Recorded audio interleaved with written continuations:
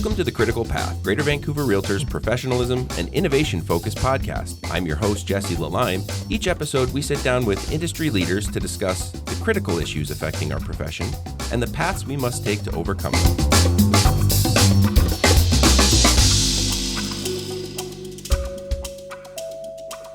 Change.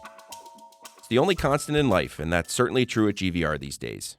We've shared a lot about how we aim to serve you better with our Service Reimagined initiative. You've seen and used some of these changes already, but we're working on so much more behind the scenes. We're also making meaningful advancements in innovation and professionalism. When we released our strategic plan a few years ago, we set out to lead real estate in both, and that wasn't an empty claim. We're committed to delivering on those words. To talk about the steps we're taking and where we're headed, we're joined today by GVR's Chief Corporate Development Officer, Craig Munn. Welcome to The Critical Path, Craig.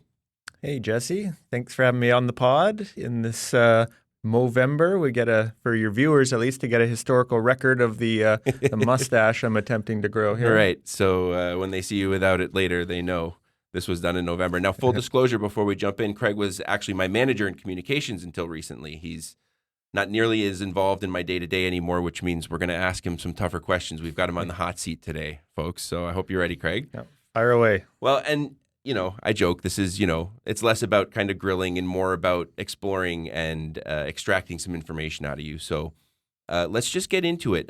Tell us more about what corporate development means for GVR as our Chief Corporate Development Officer. This is a new area of work for us, and members might not be so clear about what it is we're doing there. Yeah, it's a new function in the organization. The shift was kind of marked a year ago, I'd say. Our CEO, Jeff King, really recognized that there's a lot of disruption and change.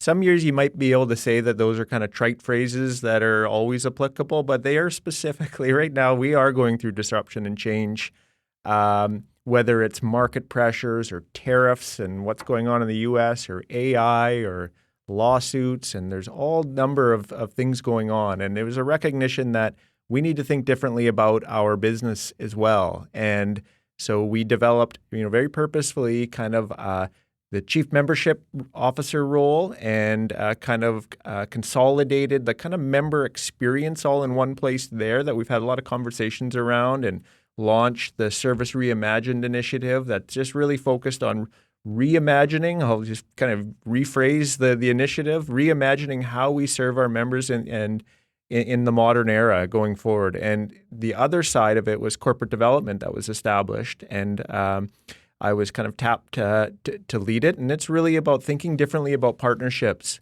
and going out, maybe new arrangements, new partners that we've never thought about in different industries across the real estate profession. And you touched a lot about my next question, which was kind of the why behind some of this stuff. More external pressures than ever, change kind of seemingly coming from everywhere, right? So let's get into the partnership work, because you were just talking about that, and that's kind of where a lot of this is focused. And there are three distinct kind of buckets that we were talking about as we were preparing for this. There's the member-facing kind of partnership, which is stuff that our members can kind of deal with and use with their clients. There's industry within the industry, so leading effective changes within the profession. And then what we call external thought leadership, which is positioning GVR as a leader in larger conversations about all things related to housing and real estate. Let's start with the industry leadership stuff, because that's stuff we've heard about for a long time from members. When we talk about professionalism there's two key initiatives that come to mind: raising entrance standards and establishing maybe like a unified set of single standards for all members in the province. So let's start the stage with entrance standards and build from there. What does that mean in practice?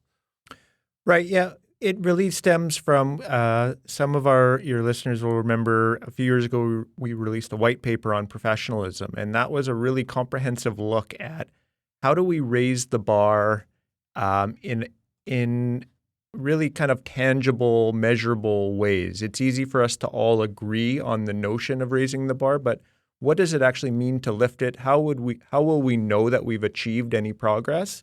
And that paper kind of spelled out a roadmap for us to follow. And in it was a number of things. The conclusion was there isn't the silver bullet, so to speak, for professionalism. You need to approach it from a variety of angles. And so one of them is when people enter the profession, are they sufficiently qualified for this kind of modern, dynamic real estate market that keeps changing?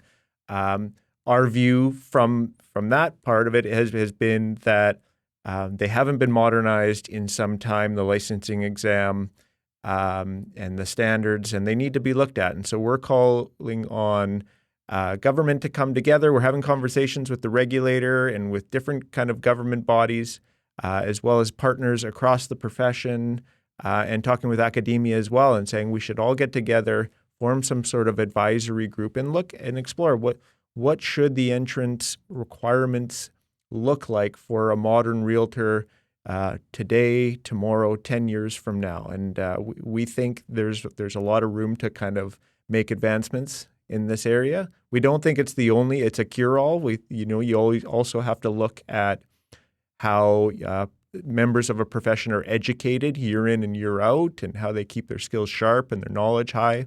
How do you discipline people who are not living up to standards? What are those standards? What about mentorship? What's the culture in a profession? What kind of information is available at their fingertips to speak knowledgeably, to act professionally? And so there's all these different things. So we're certainly not saying it's new entrants and that's the start and end of professionalism conversations, but we're saying it's one tool in the toolbox, and we think we should bring partners together and look at it with the long term in mind. Well, and then that long term is making sure that every realtor in British Columbia is aware of and following those standards. And that comes from that unification that we were talking about, right? Absolutely. And so that's another, signature piece that kind of we're working on provincially with our partner boards across BC. Realtors who are listening to this will know that there's a national code of ethics set by CREA that is enforced at the board level. And that is a calling of a profession where you have a standard kind of code of ethics. We also have these things called MLS standards, rules of cooperation. In instance of GVR, we do that with Fraser Valley and the Chilliwack and BC Northern boards. Other boards have different standards, and we think it would be an enhancement and with the lens of professionalism on it that we have one set of unique standards across British Columbia for consistency, for application of discipline, for a number of reasons. And when we've been out talking to members, I think there's a lot of consensus that this would be the right thing to do. We're hearing a lot of good support from different boards as well. So I chair a task force that's looking into it and doing some of that kind of legwork with legal counsel, and stay tuned on it. But we think that could be a really exciting advancement for the profession in British Columbia. I'm just going to grumble for a second, because before this podcast started, we did talk about how sometimes people will jump on your follow-up questions.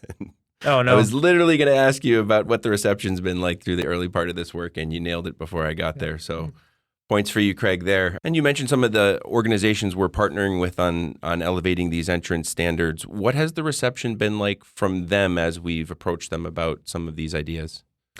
It's a complicated topic because there's so many different parties and entities involved. And so certainly there's been lots of openness and to the notion that we should explore this and with the future in mind.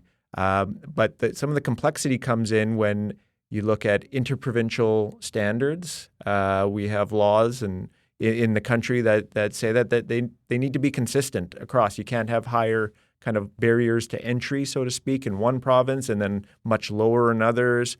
Or at least, we certainly need to strive for that within the country. It's talked about a lot more with some of the things that are happening south of the border as well. So that requires conversations with every province. I presented in last June to a group of national real estate regulators here in Vancouver. They were meeting and had the privilege of presenting there, and it was very well received. And again, other boards and so on. The how just becomes a little bit complicated. Is it bringing together provincial governments, or is it regulators?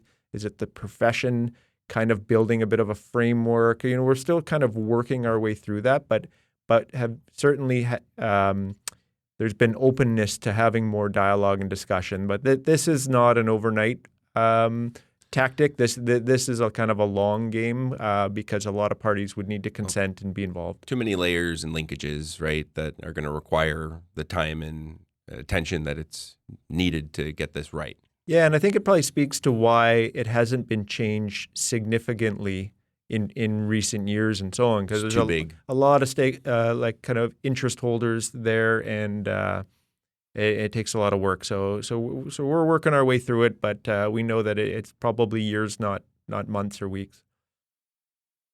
That's one of the big buckets, and I mean, just from the size of some of the things that we were just discussing, a big bucket. So lots of work being done there in the background. That's very enlightening. We're also trying to build ourselves out in the external space as thought leaders, in particular when it comes to things to do with housing and real estate. BC and Canada, we just had Scott Atchison on the previous podcast talking about how Canada and BC are, broadly described as being in a crisis, a housing crisis. How are we positioning ourselves as a thought leader in this space, and why does that matter for our members? Yeah, it really flows from the conversation around professionalism. That's around internal improvements, raising internal standards, so we can kind of strive to those kind of higher aspirational goals around professionalism. But at the same time, then you also need to shift to the public and make them aware of what we stand for, what modernizations are happening, who realtors are. If you don't fill that vacuum, someone else will, and you may not like the message that they're conveying. So we've seen that in the past. We certainly have, yeah. And we see a lot of value in being out in the public domain, and so we've had a number of big initiatives recently to try to raise that profile. I'll name a couple. Was the Canada Housing Bond. Again, our CEO, Jeff King, he penned a couple of op-eds that really kind of laid out the details of that initiative. And I would call it kind of groundbreaking within the profession. It was a concept that, we constructed where we think many home buyers, not all of them, there's all types of struggles with our housing affordability or different dimensions to it. Mm-hmm. One of the struggles is the hefty down payment that people have to pay. You hear young professionals, certainly in Toronto and Vancouver and Montreal, where they can pay the mortgage otherwise, but they can't clear that down payment. First hurdle. Mm-hmm. And so what we were proposing to governments ahead of the election, federally, nonpartisan, to anyone and policymakers who want to kind of listen and partner with us and have more dialogue, was this initiative of a Canadian housing bond. And the genesis of it, at least the kernel of thought was going back to other large public conversations or public times of crisis. And they've used bonds like war bonds and victory bonds in World War I and then again in World War II. This is a totally different issue. It's not comparable, but it is a large issue of significance to all Canadians. And so within it, the idea is everyone could invest in a housing bond. Perhaps you get a little bit more room in your RRSPs or tax time to invest in the housing bond. This then accrues, and you can get a return on it as an investor. But qualifying home buyers could apply to use that almost like as a collective equity to lower your down payment. It wouldn't give out loans or anything like that, but in the off chance that the person, kind of goes through, buys the home with a lower down payment, and they default on their mortgage, the lender could draw on that bond to secure their investment and get it back. So we know the data shows over decade after decade that Canadians pay their mortgages. Defaults are very low. So we think it's a manageable program. The risk can be managed. And we think we can do some good on the affordability side. It's a bit complicated. I hope I didn't bungle or confuse your listeners there, but that's in a nutshell really what we're trying to get at is lowering the down payment hurdle for buyers who could otherwise qualify. Mm-hmm. And that's simple enough to understand, I think, if you kind of put it in a nutshell that way. You mentioned Jeff and the op-eds that he wrote. He's also sitting on the National Housing Strategy Council as well. Is that kind of how we can advance this as a next step? What are the kind of next steps as far as this, this proposal? Because it's obviously going to require buy-in. It's going to require some work. Where is that kind of process right now? We really believe that you need to be at the table to have influence, and you need to branch outside of your comfort areas and have conversations across different sectors. And Jeff's been great for that. He is, I think, the only person in organized real estate who is on that National Chamber of Commerce advisory committee. So they're talking policy, and there's people from large banks to tech sector to healthcare and all different kind of areas of the economy, trying to figure out solutions to large problems and things that plague the business community and the greater community. So having influence there has been a significant kind of win for us, and by extension, win for our members. Even just touching back on the housing bond as well. Jeff had some FaceTime with then candidate Mark Carney and shared news of the housing bond and was received positively. Scott Atchison, who was recently on the podcast, we sat down for lunch with him and shared details of it as well. He's the shadow minister of housing for the federal Conservatives. Mm-hmm. We spoke to NDP candidates during the election and had some of them maybe actually cite the policy as a progressive proposal publicly in media and so on. So really trying to just reach out to anyone who wants to have a conversation, have influence, speak up on behalf of members, and really let the public know that we're solution-oriented and we care about the affordability crisis and other issues that are detrimental in our communities. You talked about kind of letting people know who realtors are and kind of helping to control that message. And one of the ways at GVR that we've done that really well for years is through charitable giving and the wonderful work that our members do in that regard, both on their own and through our own Realtors Care initiatives. We're repositioning those efforts now into a community relief fund. Tell us a little bit more about that and how that's going to be another big opportunity for us to, fill that vacuum with that message to let people know who realtors really are. Yeah, that's another big shift, new initiative. There's a lot of these going on at GVR, so it's great to take the time to share.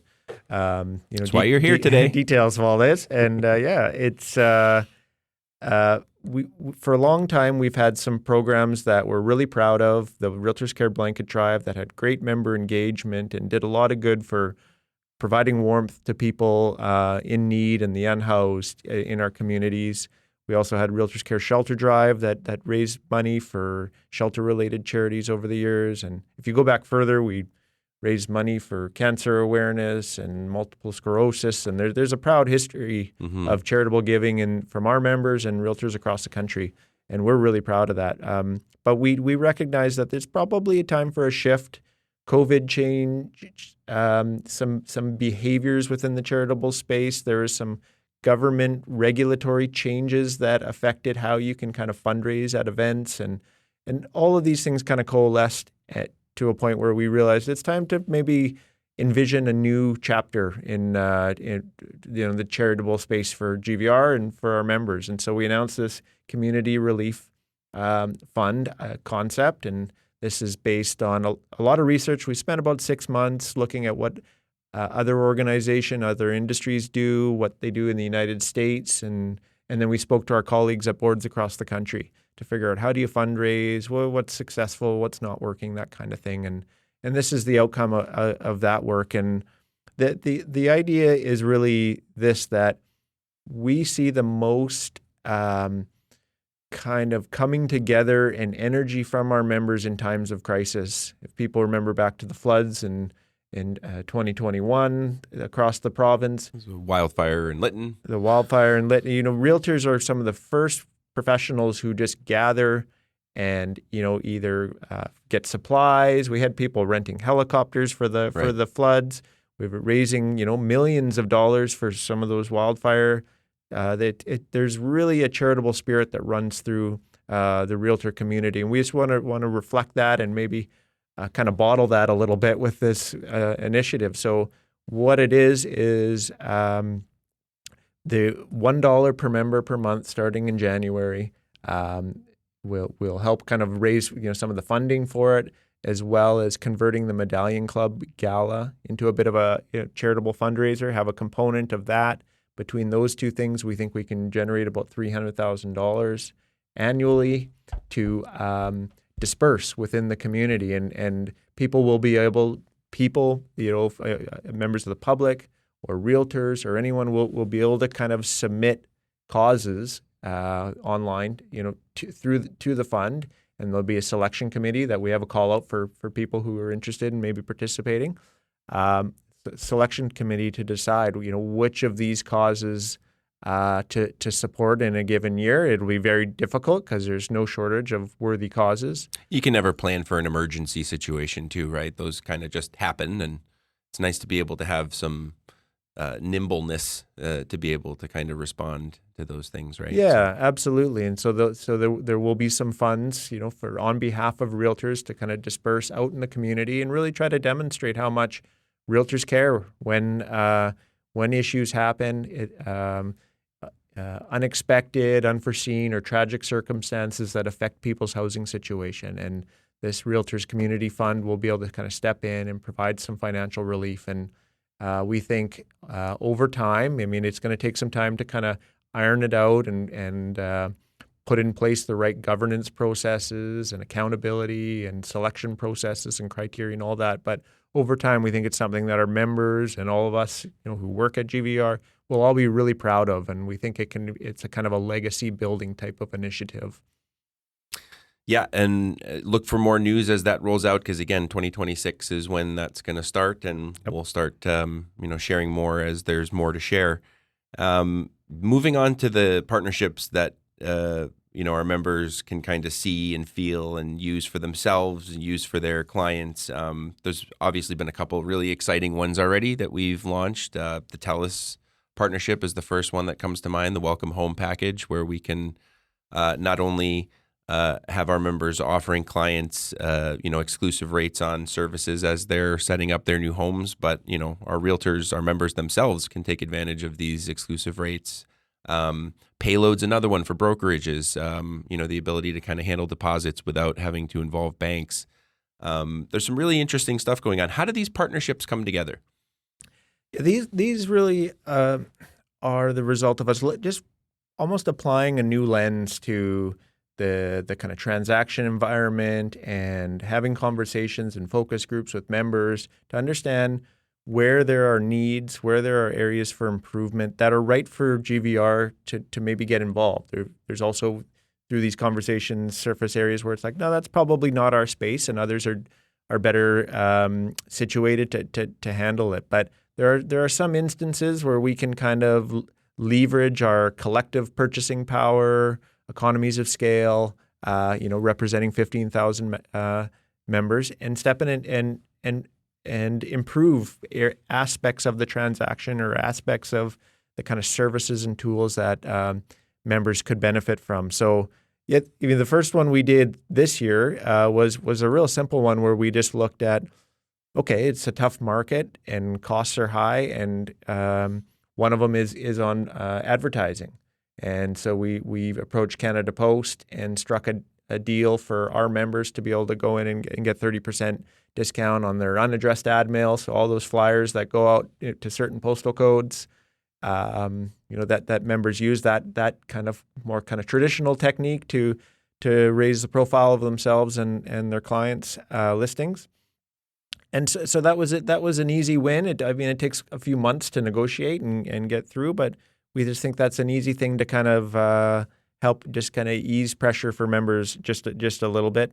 The payload as well, we saw that it's a bit of a clunky, to use a technical term, kind of part of the transaction where right after a buyer has purchased the home, finalized the contract, they kind of take a breath for half a second, and then they get a message from their realtor saying, oh yeah, by the way, you have to pay a deposit You have 24 or 48 hours, and you have to go to a bank, and there's this process that you probably have maybe done once or never, and do it really quickly and figure it out and pay about $50 at your local bank. So that's kind of how it was done, and we saw this tool through Payload that we could bring in, and it's just much easier, more of a branded brokerage website, so it's within the ecosystem of the service being provided, where the realtor can just send the link and say, hey, just click here. We can guarantee it's secure. It's been kind of vetted by FinTrack, and it has the PCI credit card compliance, or card compliance rather.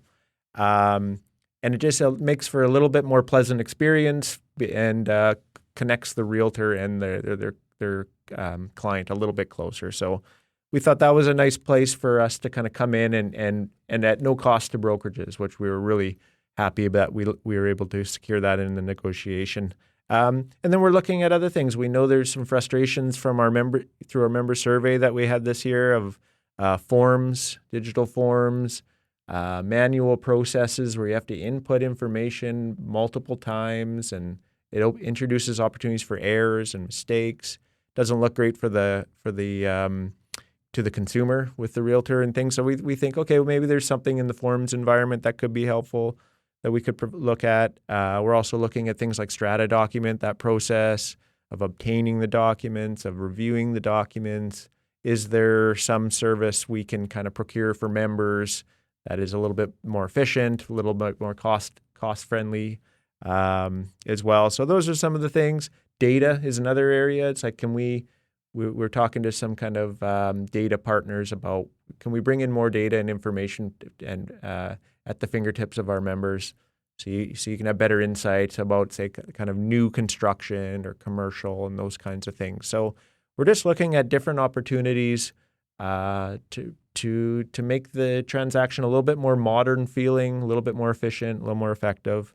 And then the other thing I should also note is we're looking at we introduced a pension last year, I believe it was, for members who are legally members. Incorporated. Right.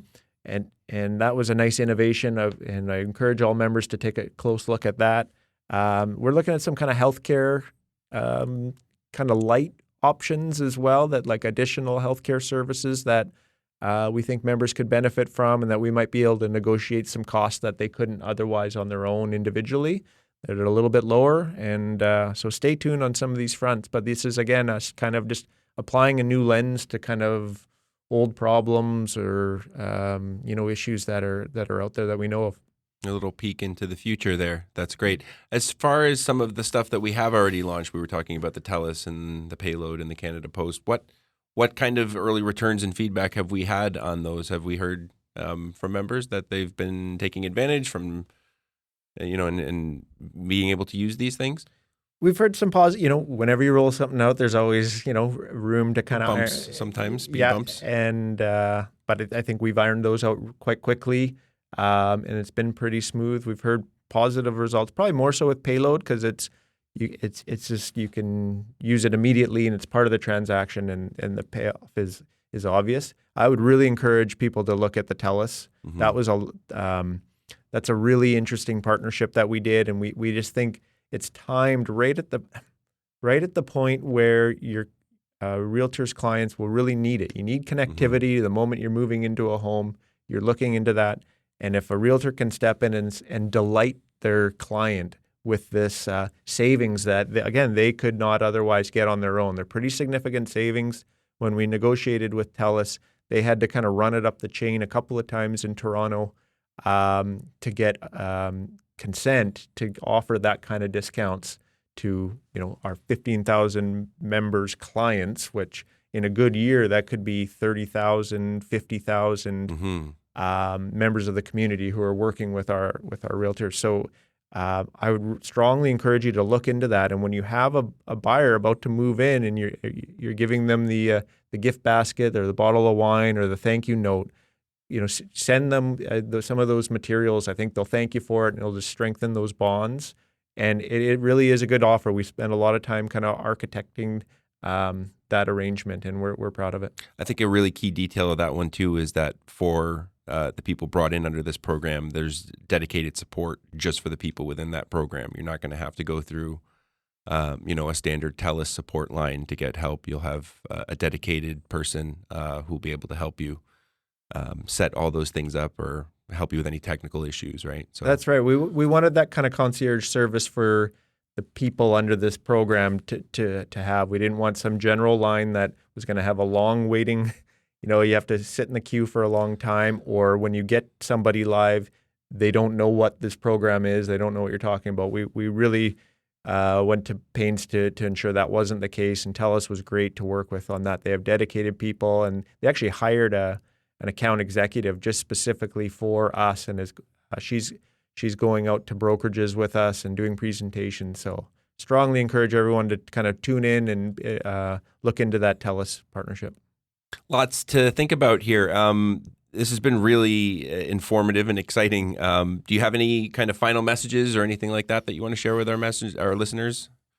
No, I mean, only just encourage members. The folks listening to this podcast are obviously among the engaged, but to kind of share, some of these details and give us your feedback. The more engaged members are, the better we are, because then we can respond and react. But to really tune into some of these things and know that we have a lot coming in the pipeline. It's an exciting year ahead, so stay tuned, and we're excited.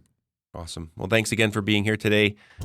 Changing with the times is nothing new for organizations like GVR. We're actively working to expand and grow in ways that will elevate realtors, from adding practical value to the way you work and raising your public profile through higher standards and more visible charitable giving. And as you heard Craig mention, there's a lot more to come in 2026, so stay tuned. Thanks for listening. I'm Jesse Lalime, and I'll see you down the next Critical Path.